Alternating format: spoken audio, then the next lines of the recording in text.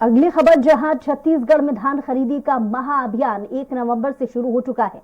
बीते 4 दिनों में राज्य में किसानों से समर्थन मूल्य पर 69,783 मीट्रिक टन धान की खरीदी की जा चुकी है और 4 नवंबर को किसानों से 23,089 मीट्रिक टन धान की खरीदी की गई है। धान के एवज में किसानों को 283 करोड़ से ज्यादा का भुगतान अब तक हो चुका है, जिसमें खाद्य विभाग के अधिकारियों के मुताबिक धान बेचने वाले किसानों को 8,671 टोकन जारी किए गए थे, जिसमें 606 टोकन तुरंत हाथ ऐप से जारी किए गए थे। अधिकारी धान की व्यवस्था पर निरंतर निगरानी बनाए हुए हैं।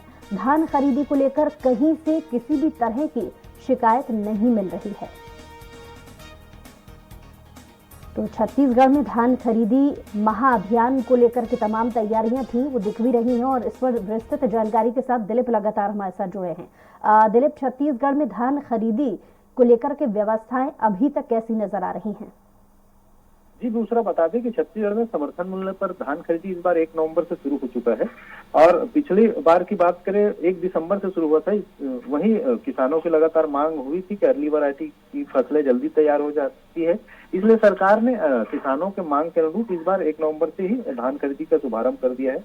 और अभी तक जो स्थिति है 4 दिनों में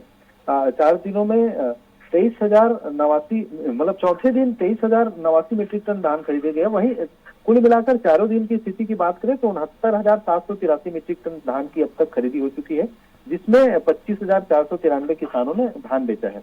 वहीं जो स्थितियां हैं उनके खाते में लगातार जो किसान धान बेच रहे हैं उन्हें 2 दिनों में उनके खाते में पैसे दे दिया जा रहा है, ट्रांसफर कर दिया जा रहा है और अब तक की जो स्थिति है उसमें 283 करोड़ से अधिक की राशि का भुगतान किसानों को किया जा चुका है। इसके साथ ही साथ बता दें दूसरा कि जिस तरह से सरकार ने लक्ष्य रखा है कि इस बार 110 लाख मीट्रिक टन धान की खरीदी करना है और इसके लिए पूरे प्रदेश भर में 2,497 उपार्जन केंद्र बनाए गए हैं जहां से धान खरीदी की जा रही है। वही समर्थन मूल्य की बात करें तो जो केंद्र सरकार ने समर्थन मूल्य तय किए हैं, सामान्य धान का 2,040 रुपए प्रति क्विंटल और ग्रेड ए धान का 2,060 रुपए प्रति क्विंटल की जो दर है उस दर से खरीदी की जा रही है, उस दर से ही भुगतान हो रहा है। इसके अलावा राज्य सरकार की ओर से किसानों को प्रति एकड़ 9,000 रुपए की सब्सिडी दी जा रही है जो उनके खाते में किस्तों में जमा होगी। तो कुल मिलाकर इस बार किसानों को करीब 2,600 रुपए के आसपास की पड़ेगा प्रति क्विंटल धान।